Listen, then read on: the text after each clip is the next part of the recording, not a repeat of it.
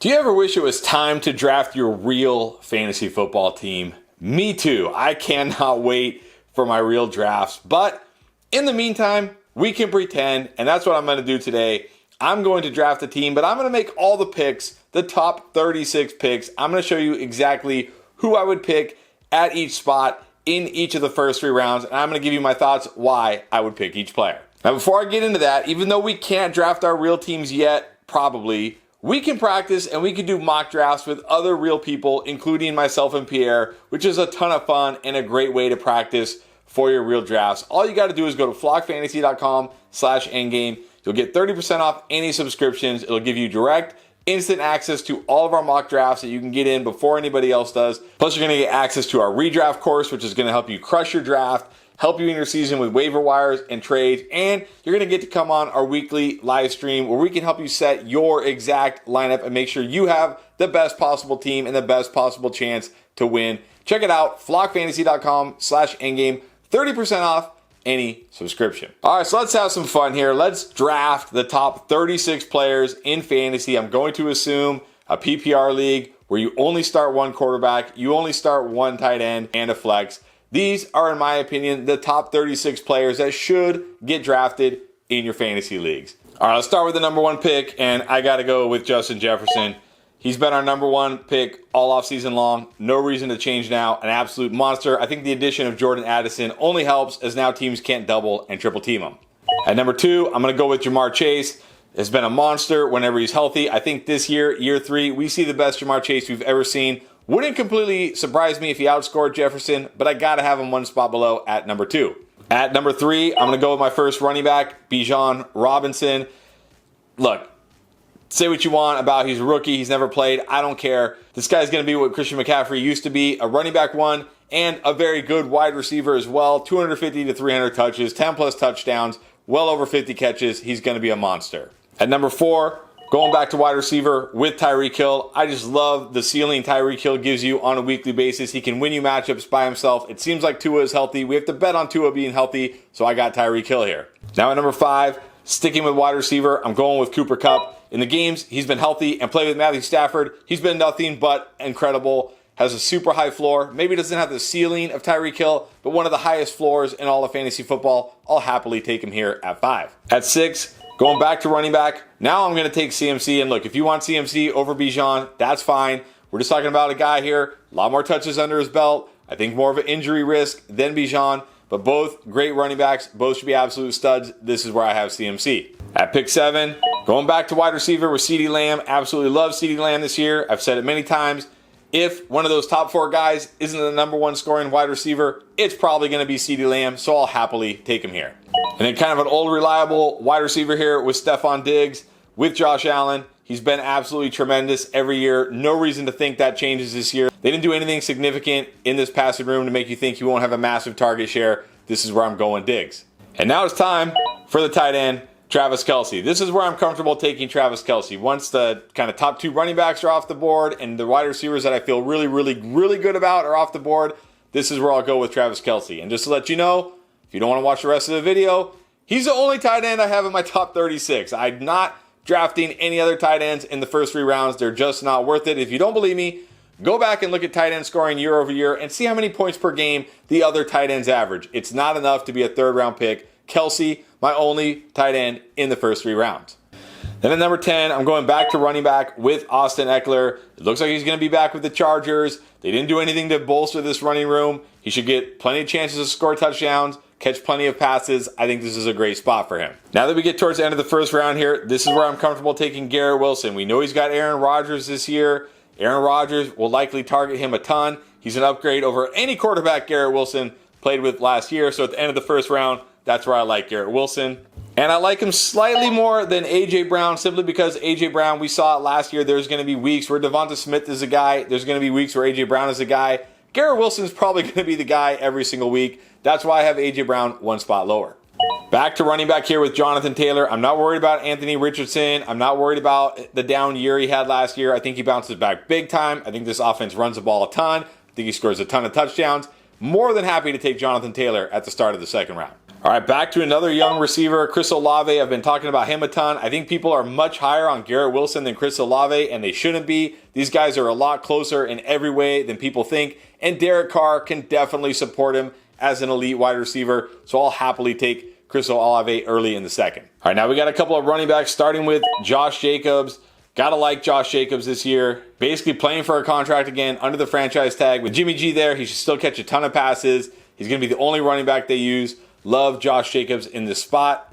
And then right behind him, I have Tony Pollard, big winner of the draft. The Cowboys really did very little in the draft. They added the 170-pound Deuce Vaughn in the 7th round and a fullback as an undrafted free agent. Tony Pollard, as long as he stays healthy, should be a monster. Now back to wide receiver with the Sun God. This is where we're starting to get to the point where if these guys are your wide receiver one, you feel good but not great about them. Sun God, though, a great player, has a very high floor in PPR leagues and will give you some decent upside. Now back to running back with Saquon. I'm a little bit lower than most people on Saquon. I still really like him, but I'm a little worried about a potential holdout. Also, coming off another season where he had a ton of touches with that injury history. Do we see him get banged up and miss some games? Also, do we see some regression? Maybe. I still really like him. Just a little bit lower on him than most. Now a couple of crusty veterans, starting with Devontae Adams.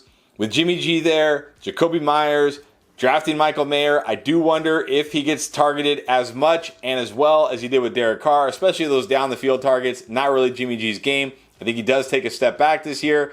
Still a very good wide receiver, not quite an elite wide receiver anymore. And then right behind him, we have crusty veteran Derrick Henry. He did show some signs that he may be slowing down last year, and we do have to be very concerned that he's coming up on that 2,000 touch mark, which is typically almost always the kiss of death for running backs. But until the wheels fall off, until he shows signs that he's wearing down, he's going to get the volume. You still got to trust him, especially here, middle-ish of the second round. Now we're going to go on a wide receiver run, starting with T. Higgins. Even though he's got Jamar Chase on the other side, he's shown he's also a great player in one of the best offenses for fantasy football, has tremendous weekly upside. I will happily take him at this spot. Right behind him, another young wide receiver, Devonta Smith.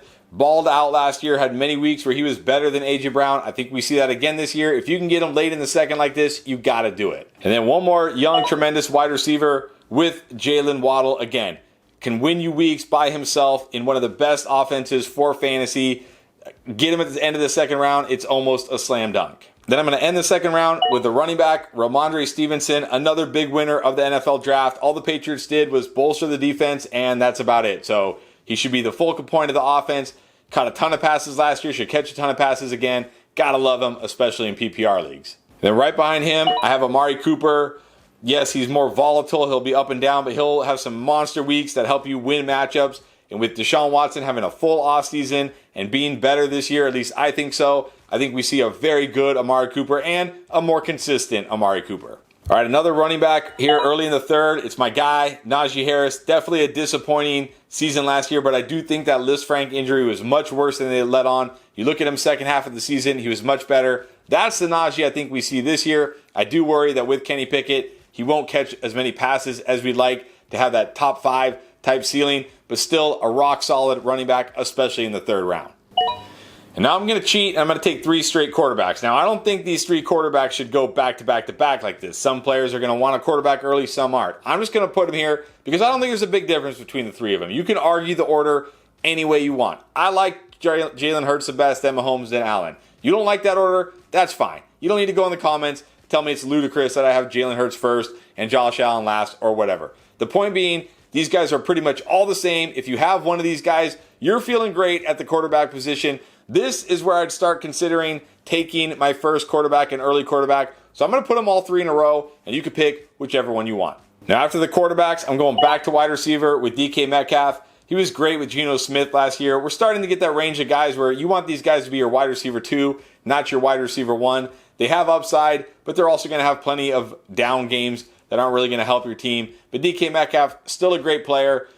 With the addition of JSN, maybe that hurts him a little bit, which is why he's dropped this far. But still, as your wide receiver 2, should be feeling good.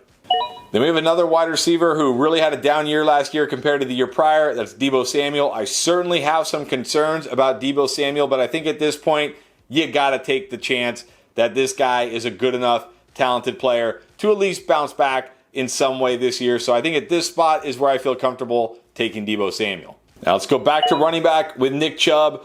Nick Chubb was a tale of two guys last year. Actually, let me rephrase that. Nick Chubb was Nick Chubb last year. He just went on a touchdown heater the first half of the season, and everybody thought, finally, Nick Chubb, league winner. And then he was terrible down the stretch with Deshaun Watson because he stopped scoring touchdowns. And that's the thing with Nick Chubb. He's a great real-life player, but he needs touchdowns.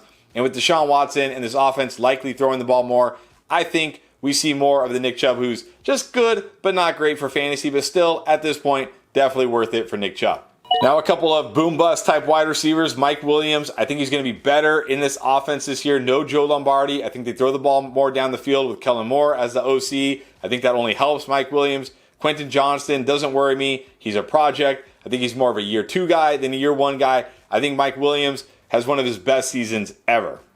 And then right behind him, I'm gambling on Calvin Ridley. Ha ha ha. But really, I am gambling on Calvin Ridley in the sense that I think he's still an elite receiver. He's been an elite receiver every time we've seen him in the NFL. I'm going to bank on that. I'm also going to bank on the fact that this is a great offense. He's got Trevor Lawrence. So Calvin Ridley here, I'm gambling on his upside. And then one more wide receiver, second year, Drake London. Obviously some concerns with Desmond Ridder with the offense. They drafted Bijan. They're probably not going to throw a lot. But look, when Desmond Ridder was a quarterback last year, Drake London was a lot better, and this guy's a really good talent. I think we see a better Drake London this year. I think they do throw the ball a bit more. I think he has a nice year 2. And then finally, I think if you get to this point and Jahmyr Gibbs is still on the board, you got to take the risk. You got to take Jahmyr Gibbs here. The Lions used very high draft capital on him. We know he's a fantastic pass-catching running back. We know the type of potential he has. I think, based on everything, at the end of the 3rd round, I will go with Jahmyr Gibbs if he's still on the board. So there you go. That's how I have the top 36 players in fantasy football this year. But if you want to see how myself and Pierre are breaking down the top 24 running backs, check out this video right here.